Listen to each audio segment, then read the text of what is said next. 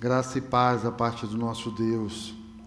Abra sua Bíblia no Evangelho segundo João.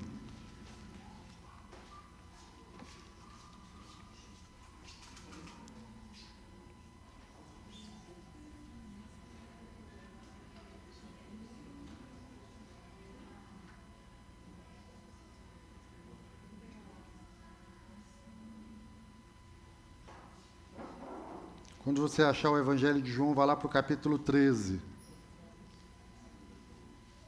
João, capítulo 13.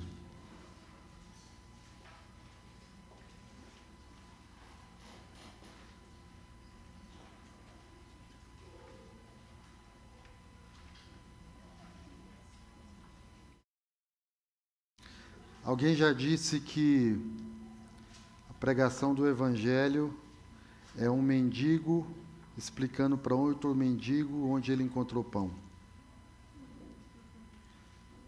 E o pão está aqui. Eu me considero um desses necessitados. Basta que agora você também se considere um desses. João capítulo 13, vamos ler a partir do versículo 33. João 13, 33. Meus filhinhos, vou estar com vocês apenas mais um pouco. Vocês procurarão por mim, e como eu disse aos judeus, agora lhes digo, para onde eu vou, vocês não podem ir. Um novo mandamento lhes dou, amem-se uns aos outros. Como eu os amei, vocês devem amar-se uns aos outros. Com isso, todos saberão que vocês são meus discípulos, se vocês se amarem uns aos outros. Muito bem. Acho que da leitura está claro qual é a bandeira que nós carregamos sem estarmos com um pavilhão na mão.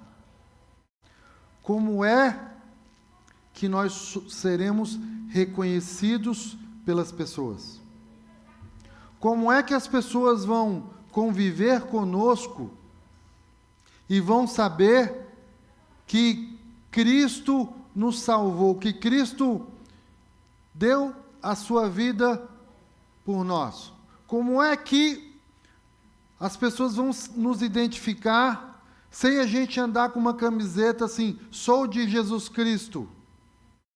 Como é que as pessoas vão saber que nós somos de Cristo sem que a gente ande com apetrechos que mostrem aquilo que está no nosso coração? As pessoas vão nos reconhecer como discípulos de Cristo se nós amarmos uns aos outros. Isso é a marca, a característica, a nossa bandeira, aquilo que nos distingue daqueles que ainda não conhecem o Senhor. Ou pelo menos deveria ser. Num tempo onde a gente está... Não reparem no barulho lá de cima, por favor. Num tempo onde a gente está com muito conhecimento, com muita informação à nossa disposição, com muito curso, muito ensino, para a gente crescer, para a gente ser melhor naquilo que a gente faz, para a gente ter mais coisas, para a gente alcançar prosperidade, para a gente alcançar resultados, para a gente, num tempo onde a gente pode estar mais aparelhado para ser bem-sucedido, importa só que a gente ame. E é importante a gente falar sobre isso hoje, porque nós temos um chamado, e eu penso que nós estamos nesse ano, de nós nos assemelharmos com Cristo numa característica fundamental, que é a humildade. E a humildade, parece que ela vai sendo deixada de lado e sendo confrontada e desprezada, porque tudo o que nós queremos é, diante de tantas ferramentas, sermos mais bem-sucedidos. Nós queremos mais sucesso. Então, aparentemente, sucesso, resultado, se contrapõe à humildade. Quando, na verdade, a humildade não tem que ver com você deixar de ter sucesso. A humildade não é você dizer assim, não, eu não sou tão rico assim não, não, eu não sou tão inteligente assim não. Não, isso não é humildade. Humildade não tem que ver com você negar a bênção e o favor de Deus ou o resultado do seu esforço. Humildade tem que ver com essa característica essencial, inata de todo ser humano, que chama-se imperfeição. Humildade tem a ver com a gente reconhecer que nós precisamos primeiro de Deus, depois uns dos outros. Essa humildade é esse valor indissociável da pessoa de Jesus que está faltando em nós. Porque até a própria igreja está tentando desenhar um cenário de sucesso e perfeição e êxito para que você busque aquilo.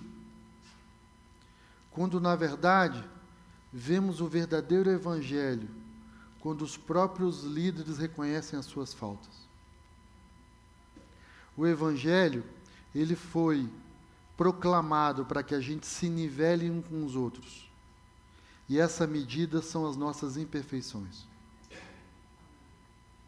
Nós nunca seremos um corpo que, de forma unânime, precisa do Senhor Jesus, enquanto não reconhecemos que aquilo que nos une é a nossa carência, é a nossa imperfeição, é a nossa incapacidade de por nós mesmos, sermos redimidos, restaurados e conquistarmos de novo o lugar ao lado de Deus. A igreja aparentemente bem-sucedida tem sido aquela que te ensina alguns passos para você alcançar aquilo que te faz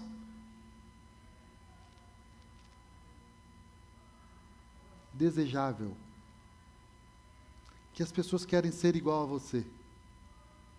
Sabe? Se eu for assim, se eu alcançar assim, as pessoas vão olhar para mim e vão falar, eu quero ser esse daí. Quando Jesus fez o caminho contrário, ele se humilhou, se esvaziou. A Bíblia descreve que ele era do tipo em que ninguém fazia caso. Nele não havia formosura alguma. E a igreja perdendo tempo em ser algo desejável. O líder que está na frente se enganando na forma que veste, na forma que fala, no estilo de vida, querendo ser algo desejável, objeto de desejo das pessoas. Esse não é o Evangelho de Jesus Cristo. E é por isso, por estar almejando ser o que Cristo não é, que nós não estamos amando as pessoas. Porque amar as pessoas exige algo diferente de aparentar ser bem-sucedido.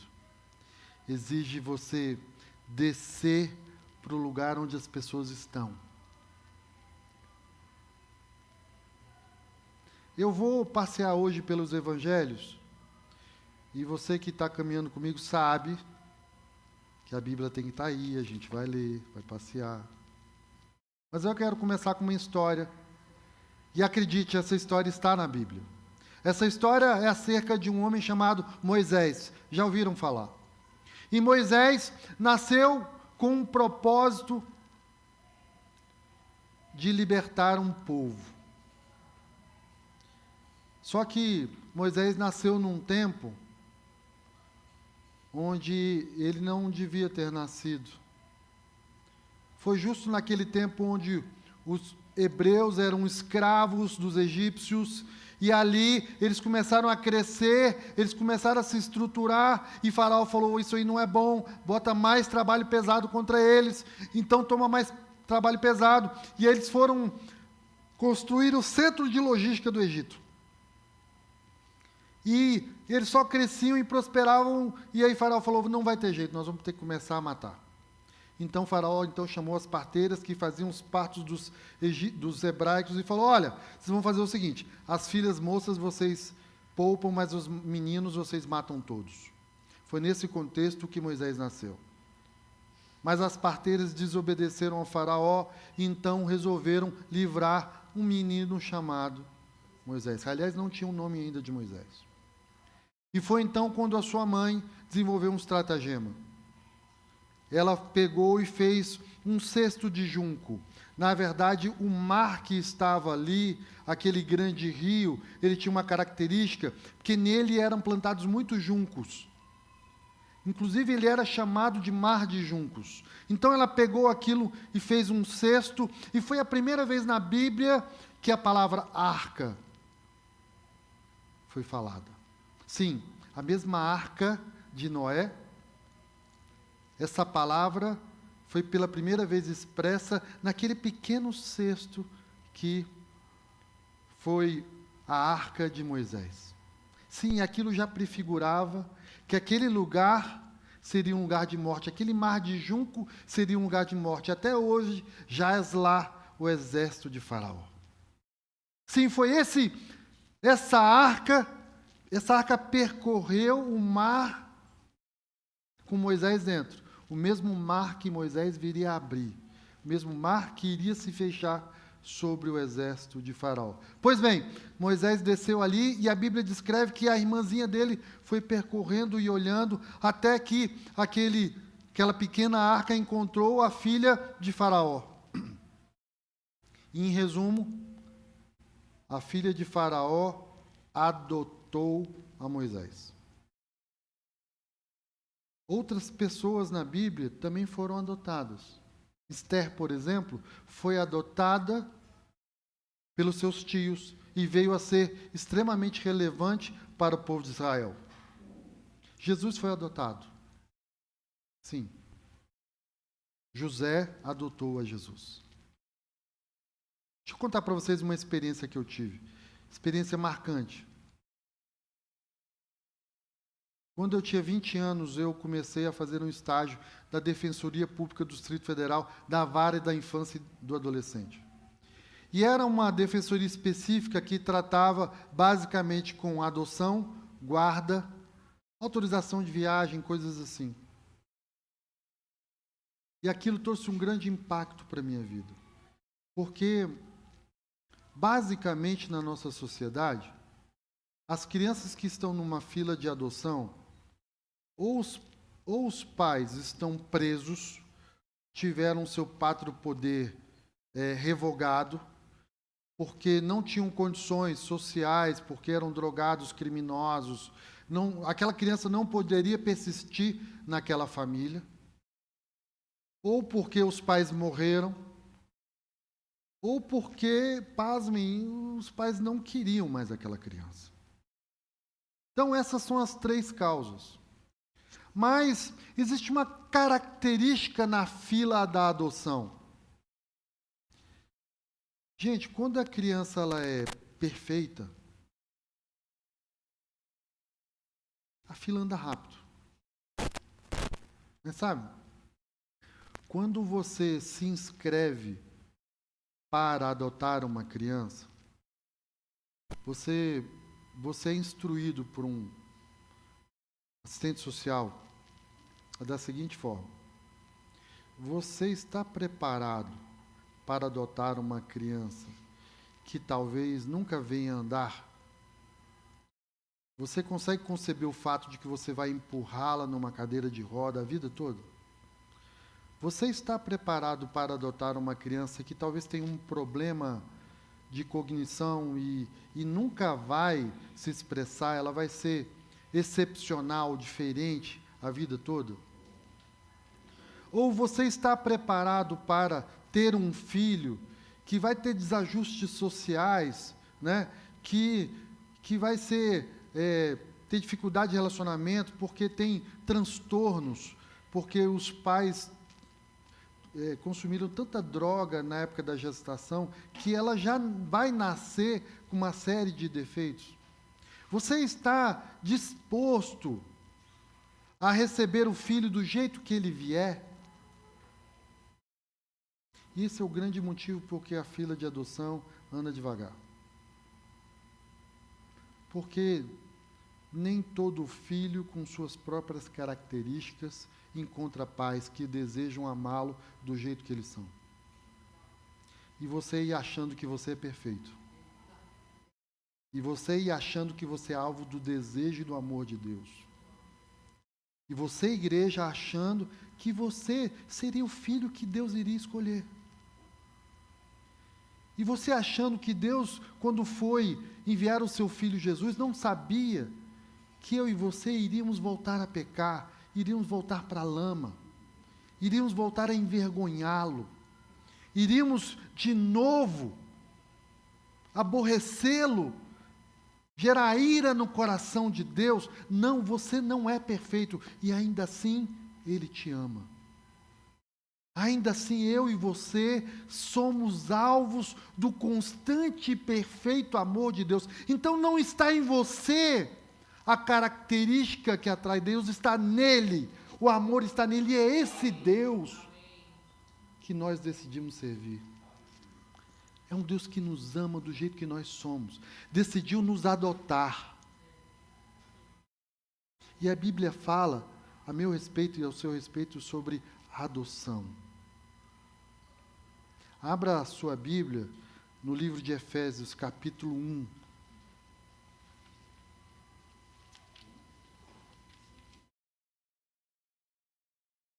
Efésios, capítulo 1, versículo 4. Porque Deus nos escolheu nele antes da criação do mundo, para sermos santos e irrepreensíveis em sua presença. Em amor, nos predestinou para sermos adotados como filhos, por meio de Jesus Cristo, conforme o bom propósito da sua vontade, para o louvor da sua gloriosa graça, a qual nos deu gratuitamente no amado. E a Bíblia volta a falar sobre isso no livro de Gálatas. Já estamos aí, volte um pouquinho, abra aí, deve ter um livro de Gálatas aí, antes de Efésios. Na minha Bíblia tem, na sua deve ter também. Abra aí, Efésios capítulo 4. Gálatas. Estão atentos, muito bem.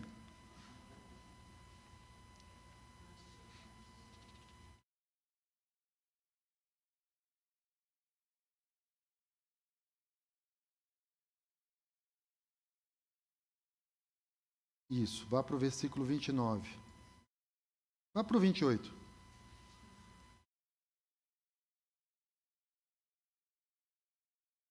Vocês, irmãos, são os filhos da promessa, como Isaac. Eu vou fazer um negócio muito raro, mas eu vou fazer. Vire para o irmão do seu lado e fala: você é o filho da promessa.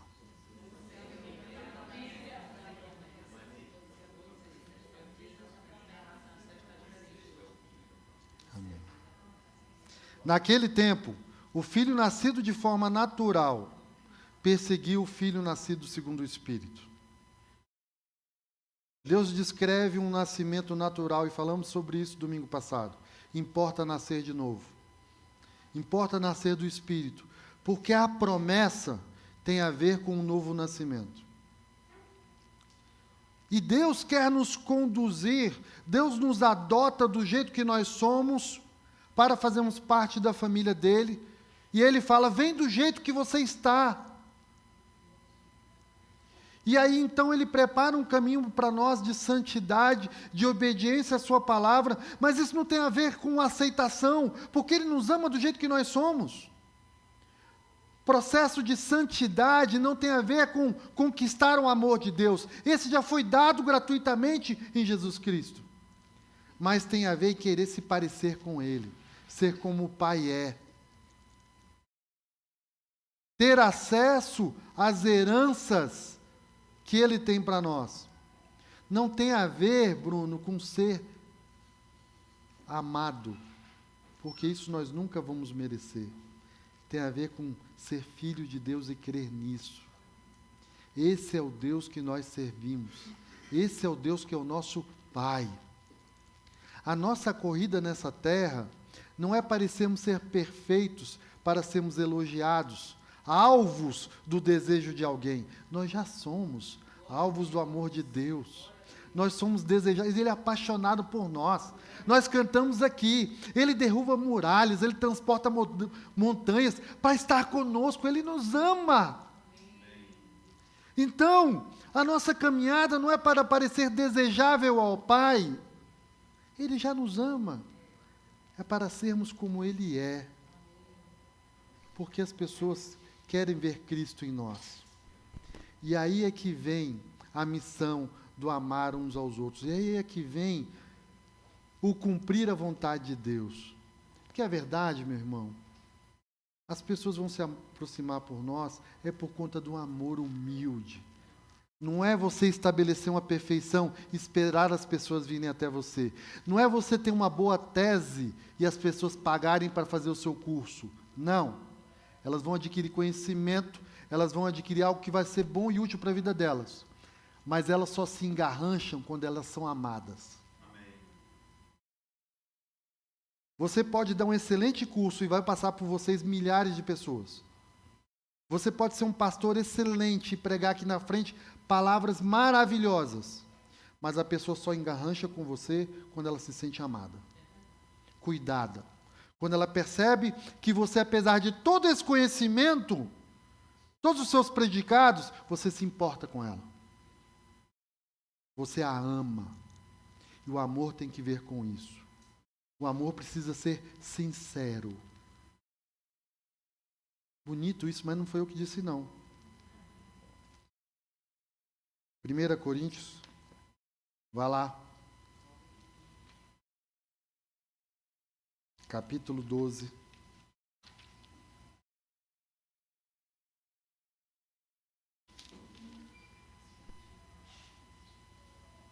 Capítulo 13, desculpa.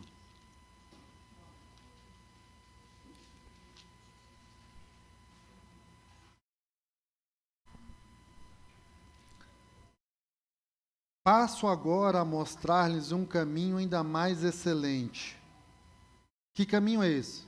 Ainda mais excelente. É o caminho do amor. Não vou ler o capítulo, fica de dever de casa. Que eu preciso que vocês busquem na fonte. Capítulo 13 está falando sobre como é o amor. E existe uma característica do amor que é o seguinte: o amor, ele é constante. E o amor de Deus, ele persegue a nossa vida, ainda nessas idas e vindas, ainda quando a gente volta a pecar. Porque no papel de adoção estava escrito isso, e o Senhor assinou. Não, eu vou continuar amando. Não, mas você sabe que Ele pode fazer. Não, mas eu vou continuar amando. Não, mas você sabe que Ele pode. Eu vou continuar amando. E Jesus deixou isso bem claro, dizendo: Pai, perdoa-lhes, eles não sabem o que eles estão fazendo. Quando Jesus estava ali na cruz, no auge da sua dor, da injustiça, ainda assim Ele nos amou. E Ele intercedeu ao Pai, dizendo: Senhor, eu ainda os amo. Não lhes impute essas faltas. Eu ainda quero dar a minha vida por eles. Foi isso que Ele disse. Porque naquela hora o coração de Deus Pai estava pronto para dizer: meu filho, basta uma palavra, eu vou te tirar daí. E é assim que o Senhor nos vê, quando você está ali sendo tentado e tentando sair do lugar da humildade para a justiça própria, tentando sair do lugar da morte para exigir os seus direitos, e nós temos direitos, mas o homem humilde se assemelha com o Senhor e fala: ainda assim, eu abro mão do meu direito. Abro mão do meu direito de gastar o meu dinheiro comigo, que eu trabalhei para ajudar quem precisa. Eu abro mão esse tempo de descanso que eu conquistei para visitar uma pessoa que está precisando de um abraço. Eu abro mão dos meus direitos, porque eu quero ser humilde como Cristo. Eu abro mão. A igreja precisa voltar a abrir mão, a se assemelhar com Jesus na sua humildade. Estamos cheios de direitos que conquistamos, lutamos para isso, estudamos para isso. A igreja não é lugar de ficar preparando as pessoas para serem pessoas melhores. A igreja é lugar de ensinar as pessoas de abrir a mão dos seus direitos, tomar a sua cruz e dar a sua vida pelas pessoas. Nós não vamos ficar ensinando as pessoas a como buscar o que elas precisam. Cristo, já Deus proverá, Jeová Jiré. Nós precisamos de um conjunto de pessoas que queiram diminuir, que queiram servir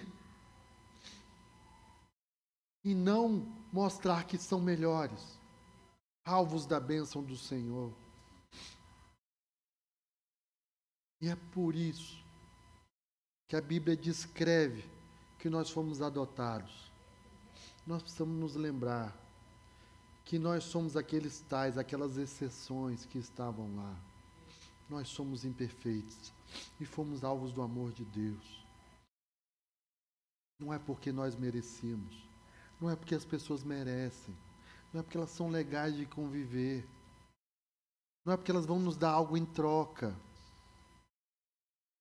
É porque o Senhor nos mandou amá-las, como Ele nos amou. E assim seremos reconhecidos como seus filhos. Nós não vamos armar um irmão da igreja só porque ele é frequente no culto, só porque ele é frequente na célula, só porque ele diz que congrega conosco. Não. Só veio num culto ao ano, vou amá-lo. Porque o verdadeiro pastor é aquele que dá a vida pelas suas ovelhas. Eu já sabia que eu ia chorar, eu trouxe o papel.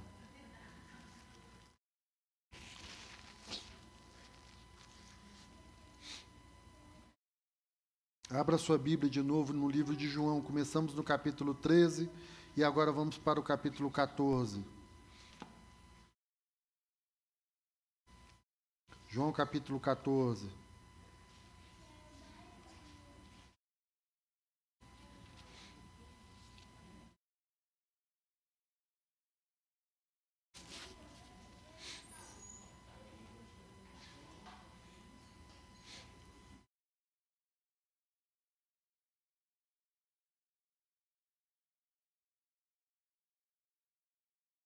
João 14, 15.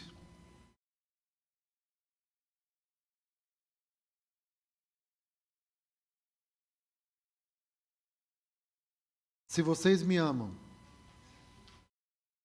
obedecerão aos meus mandamentos. Qual foi o novo mandamento que estava no 13? Amem-se uns aos outros. Novo mandamento vos dou. Então, continuando. E eu pedirei ao Pai, e Ele lhes dará outro conselheiro, para estar com vocês para sempre, o Espírito da verdade. O mundo não pode recebê-lo, porque não o vê nem o conhece. Vocês o conhecem, pois ele vive com vocês e estará com vocês. Não os deixarei órfãos. Voltarei para vocês.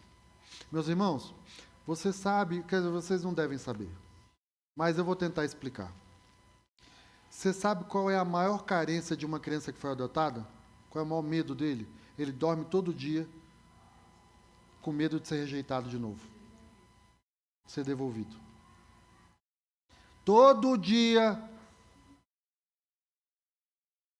ele tem medo de amanhecer e não receber mais aquele amor, de não ser mais cuidado, de por algum motivo não ter mais valor, não se encaixar mais naquela família. Todo dia. Até que um dia ele esquece disso. Sabe quando que ele se esquece? Quando ele está convencido de que ele é amado. E aí ele deixou de ter preço, porque ele tem valor.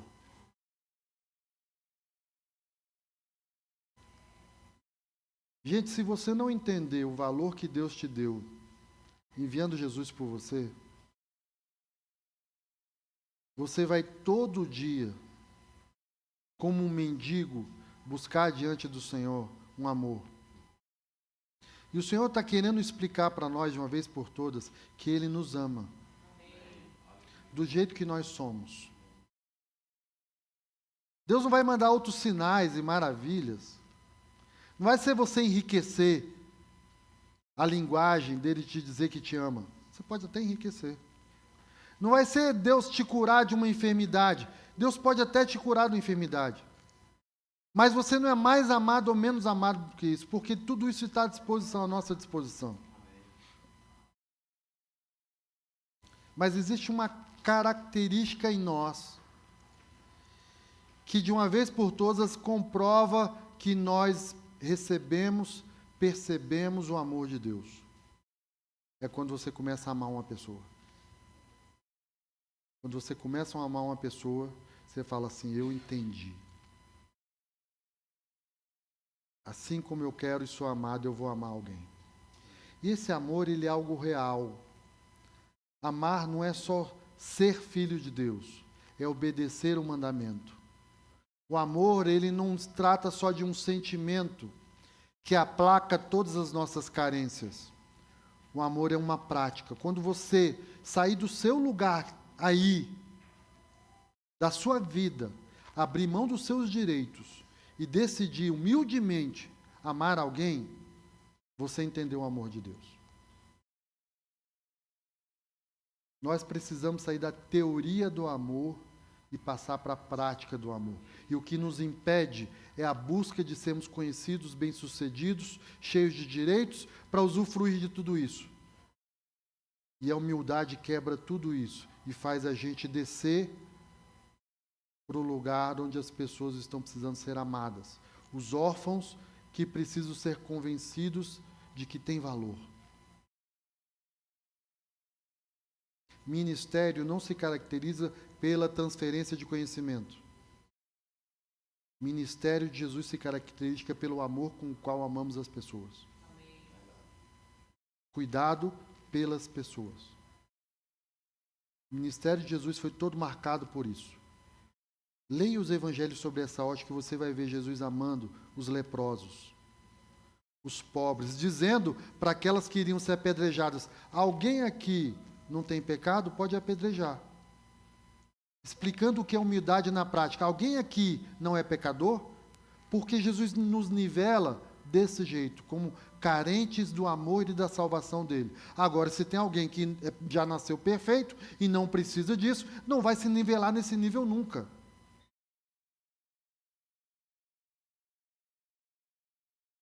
E existe um desfavor que muita gente que se diz evangélico está prestando para o povo de Deus. Preparando o povo de Deus para um sucesso, quando era para estar preparando para um quebrantamento. Porque o quebrantamento é que nos une, que nos iguala, que nos bota na mesma estatura. Porque se tem uma glória é dele. Se tem um elogio é para ele. Se tem alguém bem-sucedido é ele. Se tem alguém que é majestade é ele, rei é ele. Se tem alguém que é digno da coroa é ele. Nós nunca seremos. Eu não estou dizendo que você não deve estudar, se preparar, ser proficiente na sua profissão, nada disso. Eu estou dizendo que sem humildade, nunca amaremos as pessoas. nunca cumpriremos o amor de Deus. Levem isso para a América. Está precisando. Nós precisamos reconhecer que nós somos os mendigos que precisam de pão. Nós vamos continuar precisando de salvação. Nós vamos continuar precisando de um rei, de um pai que nos ama. O amor dele está aí. E quando nós nos conscientizarmos, recebermos, tornarmos suficiente o amor de Deus por nós na cruz do Calvário, nós vamos amar as pessoas. Porque aí já não importa mais o carro que a gente anda. Não importa mais a roupa que a gente veste, a gente pode vestir do melhor, andar do melhor, mas esse não é mais o alvo da nossa vida. O alvo da nossa vida é ter para compartilhar. É ser para amar. Não é para as pessoas nos aplaudirem. Não. Se você quer colecionar seguidores, essa é a proposta. Essa é a proposta do Evangelho. Essa é a proposta da cruz. É essa. É a proposta de você se diminuir. Até que as pessoas confiem em você, entreguem um coração a você, você as ame, e o Espírito Santo vai lá e cura, e restaura, e ela quer andar junto. É para isso que serve o café da manhã aqui, ó, de manhã. É para isso. É para isso que o pastor está chamando vocês para o trabalho, para o serviço, para ajudar a limpar aqui, para que vocês se assemelhem com Cristo. Porque no dia da festa, se eu chamar para dar uma oportunidade para 5 minutos no microfone, desculpa, você vai vir. Nosso coração é corrupto. A gente quer oportunidade para aparecer, para que lembre do nosso nome. De preferência, tirem uma foto e postem. Tem algo de errado com isso? Não necessariamente.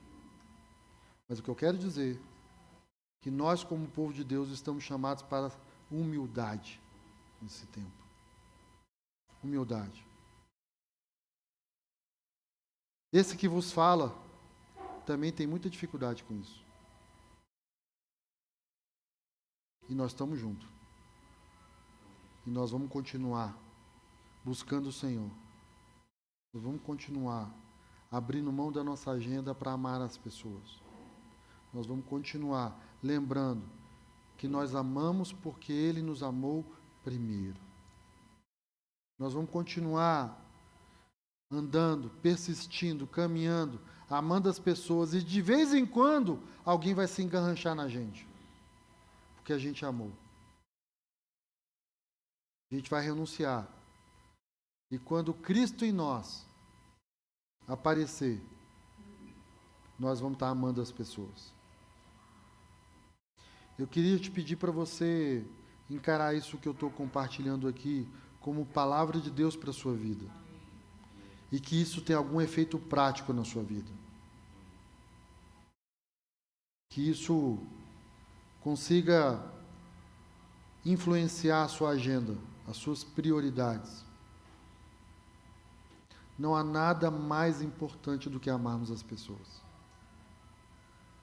Não fosse assim, Jesus não teria dito isso.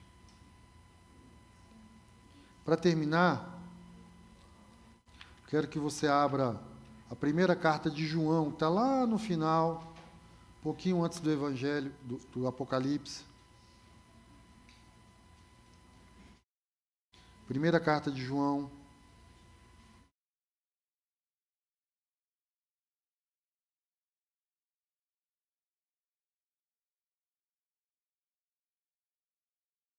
Primeiro você vai ler comigo, 1 João 3,16. Não é João 3,16, é 1 João 3,16.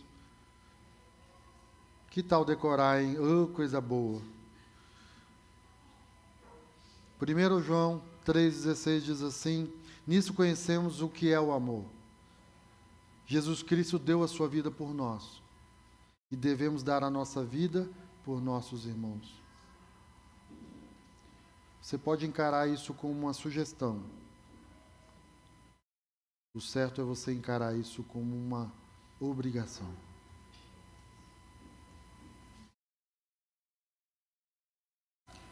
E a Bíblia continua sendo clara como ela é. Se alguém tiver recursos materiais e vendo seu irmão em necessidade não se compadecer dele, como pode nele permanecer o amor de Deus?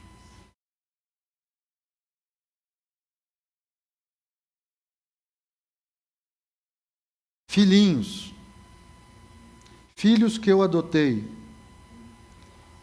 que eu amei do jeito que estavam, não amemos de palavra nem de boca, mas em ação e em verdade.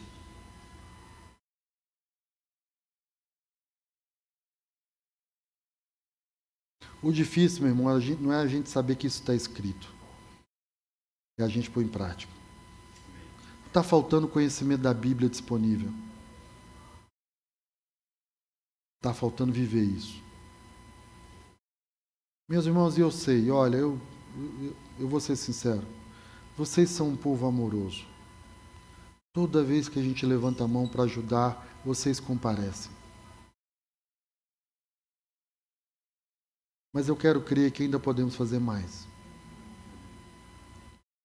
Tem mais gente precisando se engarranchar em nós. Tem.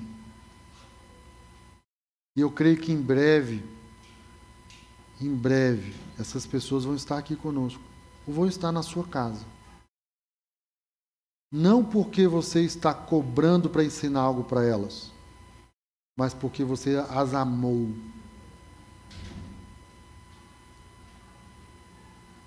Porque elas eram como esses órfãos que se reconheciam cheios de mazelas e alguém constantemente as amou.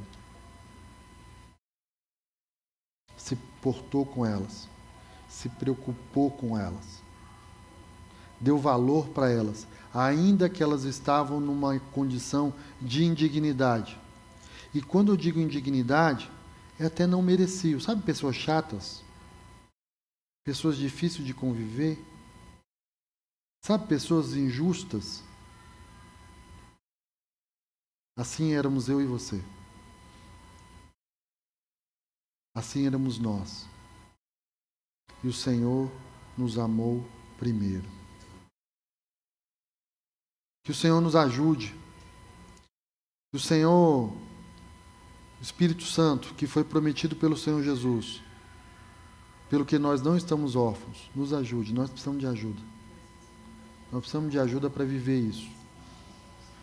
Nós precisamos de ajuda para que isso seja gravado no nosso coração, como Ele disse que estaria, para a gente não esquecer na segunda-feira. Nós precisamos colocar isso em prática, que o Senhor nos ajude a isso.